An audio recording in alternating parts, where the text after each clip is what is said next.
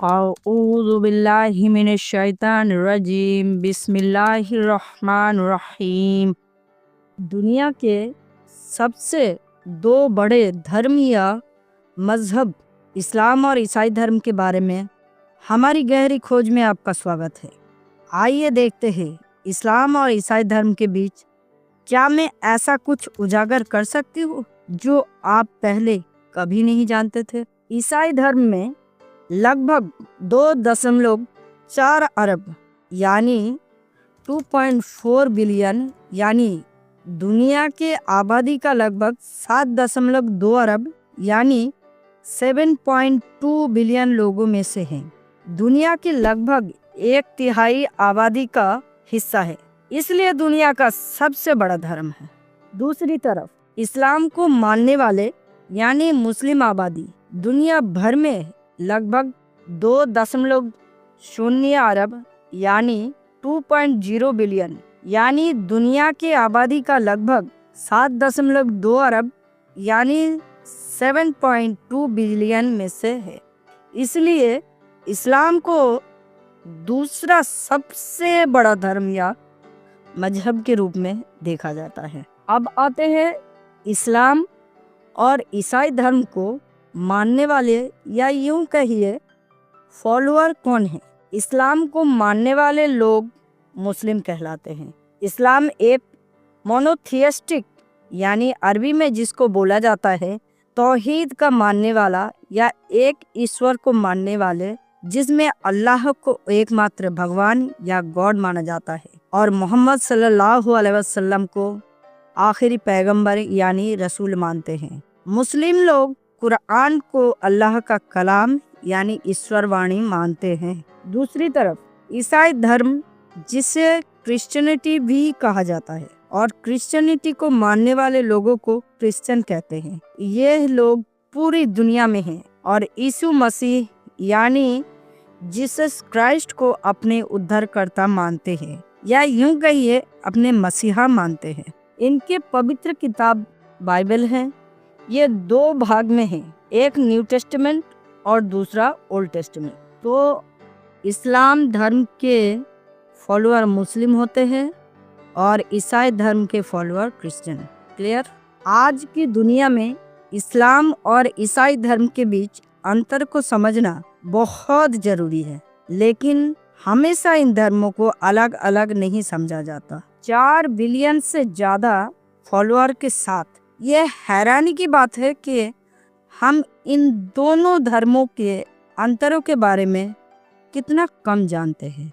पूरी इतिहास में गलतफहमियां बनी रही और रूढ़ियां बनाई गई, यानी ट्रेडिशन, जिससे अविश्वास और गलतफहमियां पैदा हुई। कई लोग मानते हैं कि इस्लाम और ईसाई धर्म एक जैसी कहानी साझा करते हैं, लेकिन ये सच से बहुत दूर है। इन मतभेदों को स्वीकार करना जरूरी है, विभाजन पैदा करने के लिए नहीं, बल्कि सम्मान को बढ़ावा देने और एकता को बढ़ावा देने के लिए। अब आते हैं यह अंतर क्या मायने रखती है। एक आम गलतफहमी ये है कि इस्लाम और ईसाई धर्म के ईश्वर के बारे में समान विचार है, लेकिन ये सच से बहुत दूर हैं। जबकि दोनों धर्म एक बहुत बड़ी शक्ति में विश्वास करते हैं। ईश्वर के बारे में उनकी चिंताधारा या यूं कहिए अवधारणाएं बहुत अलग है। ईसाई धर्म में ईश्वर को त्रिदेव के रूप में देखा जाता है, पिता, पुत्र और पवित्र आत्मा। दूसरी तरफ इस्लाम में अल्लाह एक अद्वितीय सर्वशक्तिमान है। मौलिक अंतर प्रत्येक धर्म के अनुयायियों के दैनिक जीवन जीने के तरीके पर गहरा प्रभाव डालता है।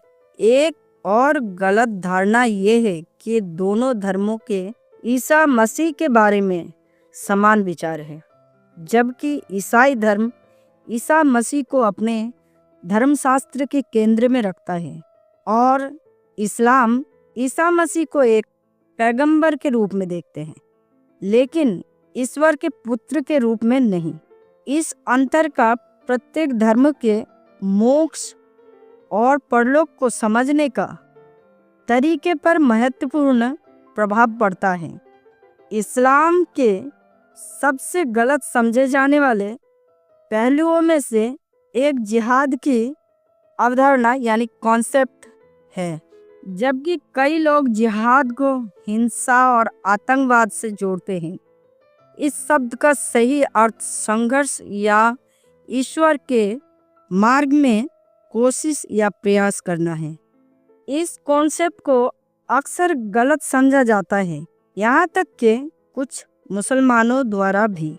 समझ और सम्मान को बढ़ावा देने के लिए इसका सही और स्पष्ट करना आवश्यक है।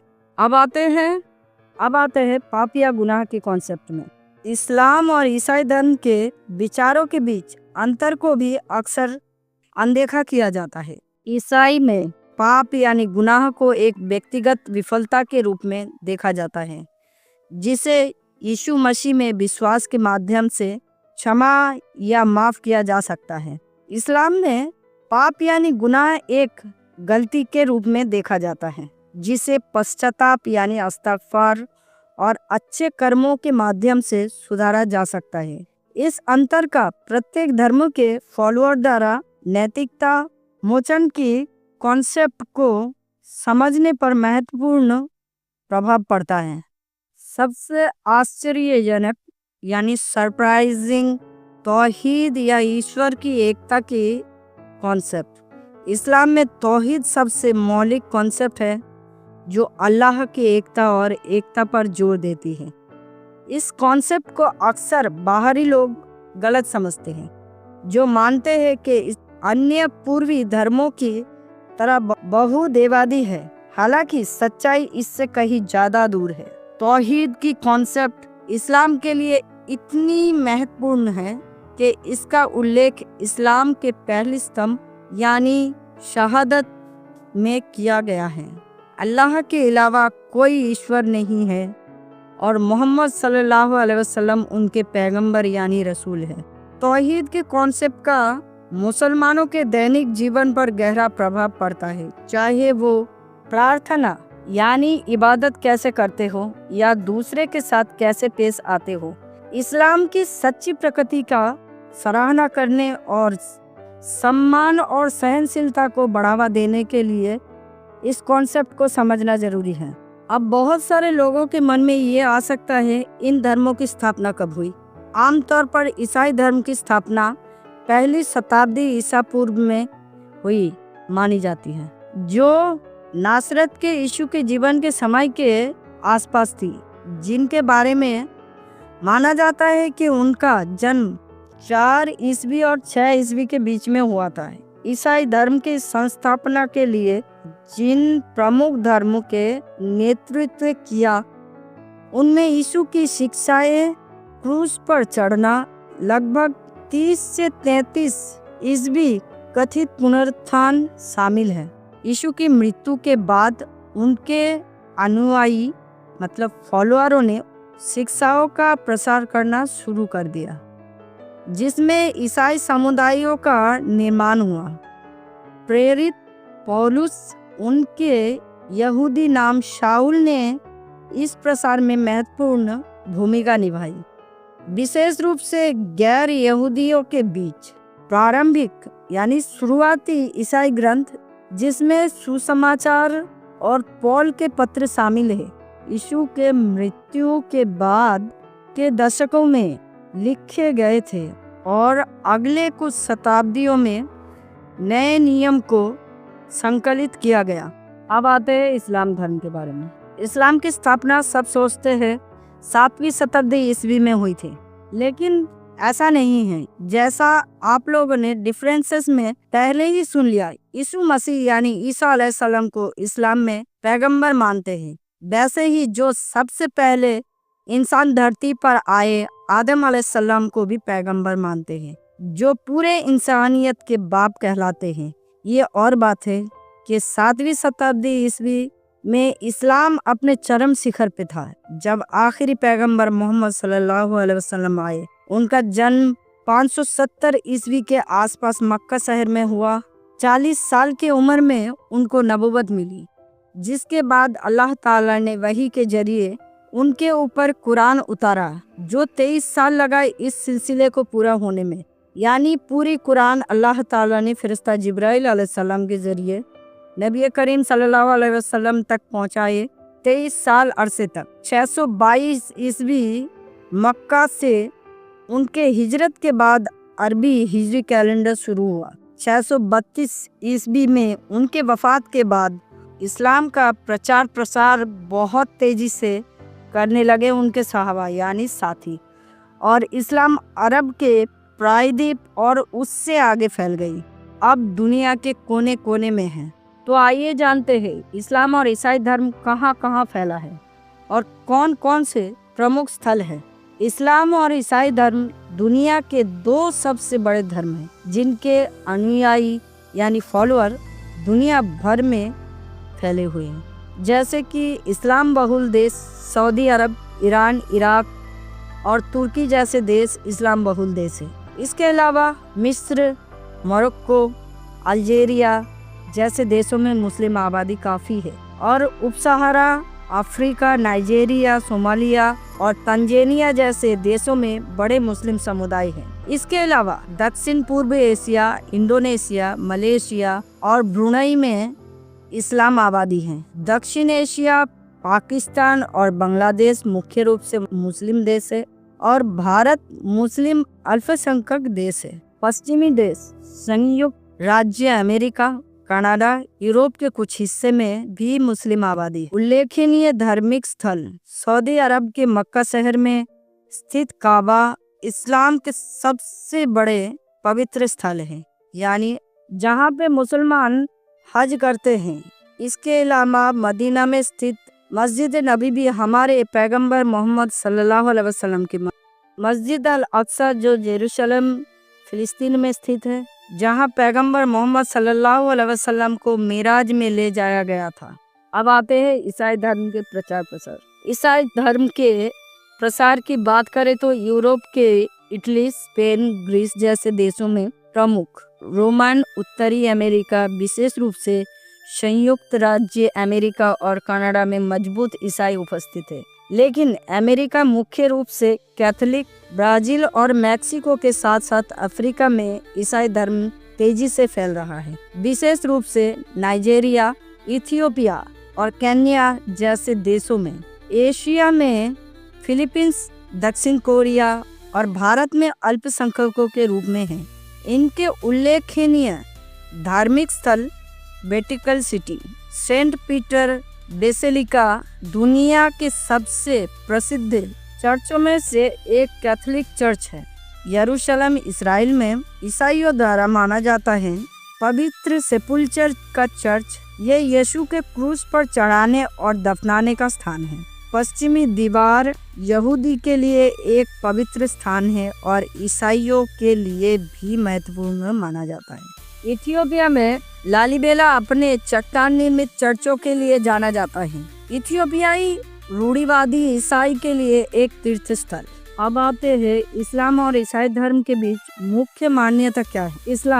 इस्लाम में ईश्वर को अल्लाह कहा जाता है, जो एकमात्र असीम और अखंड ईश्वर है। इस्लाम में तौहीद यानी अल्लाह की एकता का सिद्धांत मेन बात है और अल्लाह का कोई साझेदार या पुत्र नहीं है। कुरान के सूरा इखलास में अल्लाह ने इसका विश्लेषण किया। ईसाई धर्म में ईश्वर को त्रिदेव यानी ट्रिनिटी के रूप में माना जाता है, जिसमें पिता गॉड द फादर, पुत्र गॉड द सन यानी ईसा मसीह और पवित्र आत्मा होली स्पिरिट शामिल होते हैं। ईसाई मान्यता के अनुसार ईसा मसीह ईश्वर के पुत्र हैं और त्रिदेव का हिस्सा है। ईसा मसीह के बारे में इस्लाम में अलग कॉन्सेप्ट है। ईसा मसीह को ईसा अलैहिस्सलाम कहा जाता है और एक बड़े नबी के रूप में जाने जाते हैं, लेकिन अल्लाह का बेटा नहीं। उन्हें अल्लाह ने यानी गॉड ने एक मैसेंजर बना के भेजा है, यानी लोगों के मार्गदर्शन के लिए नबी बना के भेजा। यानी मुस्लिम उनको मानते हैं पर पूजते नहीं। दूसरी तरफ ईसाई धर्म में ईसा मसीह को ईश्वर का पुत्र, सेवर यानी उद्धारकर्ता मानते हैं। उनकी मृत्यु और रिजरेक्शन पुनरुत्थान को मानवता के पापों का प्रायश्चित माना जाता है। अब आते हैं होली स्क्रिप्चर्स के बारे में, यानी पवित्र ग्रंथ, यानी धर्म ग्रंथ। इस्लाम का पवित्र ग्रंथ कुरान है, जिसे अल्लाह का अंतिम और ऐसा संदेश माना जाता है जिसमें कभी परिवर्तन नहीं किया जा सकता। कुरान में अन्य पुराने पवित्र ग्रंथ तौरात, जबूर, इंजिल का भी जिक्र है, जो पहले के लोगों द्वारा बदल दिए गए थे। ईसाई धर्म का पवित्र ग्रंथ बाइबल है, जो 2 भागों में बटा हुआ है, पुराने नियम यानी ओल्ड टेस्टामेंट और नया नियम यानी न्यू टेस्टामेंट। ईसाई मान्यता के अनुसार बाइबल को ईश्वर के प्रेरणा से लिखी गई है और ईसा मसीह के जीवन और शिक्षाओं पर आधारित है। आइए अब देखते हैं मैसेंजर या नबियों के बारे में क्या मानना है। इस्लाम में हजरत मोहम्मद सल्लल्लाहु अलैहि वसल्लम को आखिरी नबी मानते हैं और सभी नबियों को समान रूप से मानते हैं, जिनमें हजरत इब्राहिम अलैहिस्सलाम यानी अब्राहम, मूसा अलैहिस्सलाम यानी मोसेस और ईसा अलैहिस्सलाम यानी जीसस शामिल हैं। ईसाई धर्म में ईसा मसीह को सबसे इम्पोर्टेंट प्रेरित या मैसेंजर माना जाता है और उनके बाद के प्रेरितों को जैसे कि पौल की शिक्षाओं को भी महत्वपूर्ण माना जाता है। हालांकि ईसाई धर्म में मोहम्मद सल्लल्लाहु अलैहि वसल्लम को नबी नहीं मानते। अब आते हैं मुक्ति के लिए क्या मान्यता है, मतलब मरने के बाद। इस्लाम में मुक्ति इंसान के कर्मों और अल्लाह के दया पर निर्भर करता है। यदि इंसान अपने जीवन में अच्छे काम करता है और इस्लाम के 5 स्तंभों का पालन करता है, जैसे नमाज, रोजा, हज, ज़कात, शहादत, तो उसे ईश्वर की दया से स्वर्ग यानी जन्नत मिलेगा। ईसाई धर्म में मुक्ति का कॉन्सेप्ट यानी मरने के बाद मुक्ति ईसा मसीह पर विश्वास करने और उनके द्वारा पापों के लिए दी गई बलिदान को स्वीकार करने पर निर्भर करता है। इसे ईश्वर की कृपा से प्राप्त किया जा सकता है, न कि कर्मों से। ईसाई में चर्च में जाना, बपतिस्म और होली कम्युनियन मतलब पवित्र भोज के मान्यता के ऊपर। अब आते हैं आफ्टर लाइफ के कॉन्सेप्ट के ऊपर, यानी आखिरत के ऊपर। इस्लाम में मरने के बाद सभी लोगों का हिसाब लिया जाएगा और उनके कर्मों के आधार पर उन्हें जन्नत यानी स्वर्ग, जहन्नम यानी नरक में भेजा जाएगा। ईसाई धर्म के मान्यता के अनुसार ईसा मसीह में विश्वास करने वालों को अनंत जीवन इंटरनल लाइफ की प्राप्ति होगी और अविश्वासियों को नरक में भेजा जाएगा। अब हम लोग जानेंगे ये दोनों धर्म के लोग अपने धर्मों का पालन कैसे करते हैं। इस्लाम धर्म के लोग यानी मुस्लिम और ईसाई धर्म के लोग यानी क्रिश्चियन विभिन्न अनुष्ठानों, परंपराओं और सामुदायिक गतिविधियों के माध्यम से अपने विश्वासों का पालन करते हैं, जो उनके मान्यताओं को दर्शाता है। जैसे इस्लाम में 5 स्तंभ का इससे पहले आप लोगों को बताया। पहला शहादा यानी गवाही देना या यूं कहिए घोषणा करना, यह है कि अल्लाह के अलावा कोई ईश्वर या माबूद नहीं या पूज्य नहीं और मोहम्मद सल्लल्लाहु अलैहि वसल्लम उनके आखिरी नबी या पैगंबर या मैसेंजर है। दूसरा सलाह यानी नमाज, काबे की तरफ मुंह करके 5 वक्त की नमाज पढ़ना। इससे ज़्यादा भी नवाफिल पढ़ सकते हैं, लेकिन 5 वक्त की मोस्ट पढ़ना ही है। इन नमाजों में कुरान की आयतें तिलावत की जाती है। तीसरा ज़कात, ज़रूरतमंदों की सहायता के लिए दान देना, जो आमतौर पर किसी की संपत्ति के प्रतिशत के रूप में गणना की जाती है। चौथा है सोम यानी फास्ट या रोजा, रमजान के महीने में सुबह से शाम तक उपवास करना, आध्यात्मिक चिंतन और आत्म अनुशासन के साधन के रूप में। 5वां हज, मक्का जाकर काबे की तवाफ करना या यूं कहिए मक्का तीर्थ यात्रा करना। जो शारीरिक और आर्थिक रूप से सक्षम हो ऐसे मुसलमानों को कम से कम एक बार हज करना जरूरी है। इस्लाम में मस्जिद में नमाज पढ़ना जरूरी है, खासकर शुक्रवार यानी जुमा की नमाज एक साथ जमा होकर पढ़ी जाती है, जिसमें लोग नहा धोकर खुशबू लगाकर आते हैं और कुरान की आयतें पाठ होती है। नमाजों में कुरान को नियमित पढ़ने और याद करने को प्रोत्साहित किया जाता है और कई मुसलमान रमजान में कम से कम एक बार कुरान पूरा पढ़ने का लक्ष्य रखते हैं। अब आते हैं धार्मिक छुट्टियों पर। धार्मिक छुट्टी या जश्न को देखे तो सबसे बड़ी छुट्टी ईद उल फित्र रमजान के खत्म होने पर मनाई जाती है और ईद उल अजहा जो हज के बाद मनाई जाती है, जो इब्राहिम अलैहिस्सलाम यानी अब्राहम द्वारा बेटे की कुर्बानी के याद में मनाई जाती है। इसमें लोग इन अवसरों को सामुदायिक प्रार्थना यानी जमात में नमाज पढ़ना, दावत और दान शामिल है। दान की बात करें तो ज़कात के अलावा कई मुसलमान अपने समुदायों और गरीब लोगों का समर्थन करने के तरीके के रूप में ज़कात के अतिरिक्त सदका करते हैं। फास्ट या रोजे की बात करें तो कुछ मुस्लिम रमजान को छोड़ के दूसरे दिनों में भी रोजा रखते हैं, जैसे आशूरा का 9 या 10 दिनों के अलावा महीने के चांद के 13वीं, 14वीं या 15वीं तारीख को नफल रोजा रखते हैं। इसके अलावा भी सप्ताह में सोमवार यानी पीर का दिन यानी मंडे, जुमेरात यानी बृहस्पति, थर्सडे को भी लोग नफल रोजा रखते हैं। अब आते हैं ईसाई अपने धर्म का पालन कैसे करते हैं। अधिकांश ईसाई साप्ताहिक चर्च सेवाओं में भाग लेते हैं, जो आमतौर पर रविवार यानी संडे को आयोजित होता है। सेवाओं में अक्सर भजन यानी गाना, शास्त्र पढ़ना, प्रार्थना करना और पादरी द्वारा यानी पुजारी द्वारा उपदेश शामिल होते हैं। धार्मिक अनुष्ठान में बपतिस्मा मतलब विश्वास में दीक्षा और भोज मतलब उच्चरिष्ट शामिल है, जो यीशु के अंतिम भोज का स्मरण करता है। इन धार्मिक अनुष्ठानों का महत्व और समझ संप्रदायों के बीच भिन्न हो सकता है।